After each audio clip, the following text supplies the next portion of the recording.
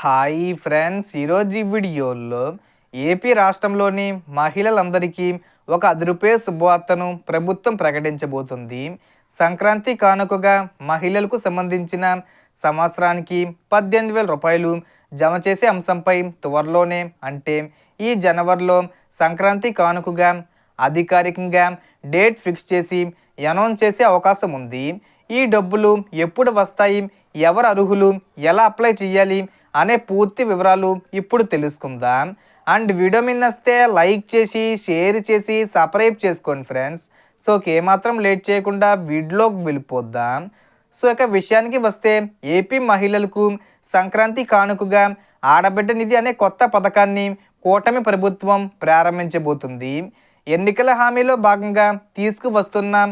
ఈ పథకం ద్వారా 18 నుంచి 60 సంవత్సరాల మధ్య వయసున్న అన్ని కులాలకు చెందిన మహిళలకు SC, ST, BC, minority, OC, EBC అన్న తేడా లేకుండా ప్రతి నెల 1,500 రూపాయలు చొప్పున వారి బ్యాంక్ ఖాతాల్లో జమ చేయనున్నారు. అలా నెలకు 1,500 రూపాయలు అంటే సంవత్సరానికి మొత్తం 18,000 రూపాయలు వస్తాయి. గతంలో ఉన్న వైఎస్ఆర్ చేయూత, ఈబీసీ నేస్తం, కాపు నేస్తం వంటి పథకాల స్థానంలో ఈ కొత్త పథకాన్ని తీసుకువస్తున్నారు.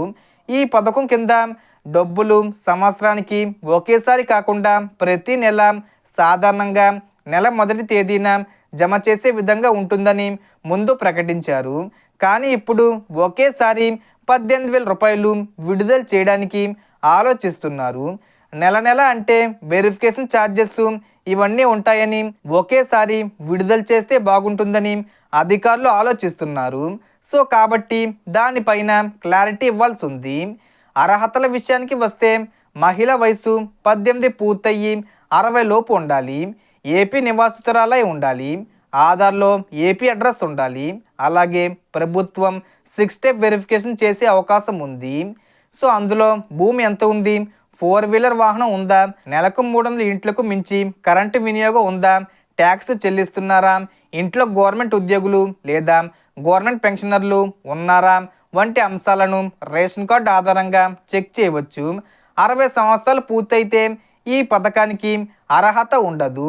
అప్పుడు పెన్షన్స్కు అర్హత ఉంటుంది.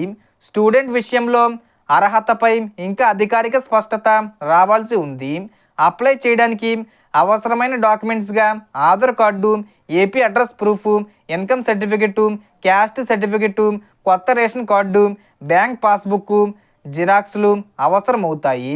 అప్లికేషన్ ఫిల్ చేసే సమయంలో పేరు, అకౌంట్ నెంబరు, ఐఎఫ్ఎస్సి కోడ్ లాంటివి తప్పుగా లేకుండా జాగ్రత్తగా నమోదు చేయాలి. ఈ పథకానికి గ్రామ సచివాలయాలు, వార్డు సచివాలయాల ద్వారా అప్లై చేయాల్సి ఉంటుంది. ఇప్పటి వరకు ప్రత్యేక వెబ్సైటు ఓపెన్ చేయలేదు. సంక్రాంతి కానుకగా ఈ జనవరి 15వ తేదీ వచ్చేలోపు మ్యాక్సిమం ప్రకటిస్తారు. సో మొత్తం ఇన్ఫర్మేషన్ ఇది ఫ్రెండ్స్. మీకు ఈ వీడియో నచ్చితే లైక్ చేయండి, షేర్ చేయండి అండ్ సబ్స్క్రైబ్ చేసుకోండి. Thanks for watching.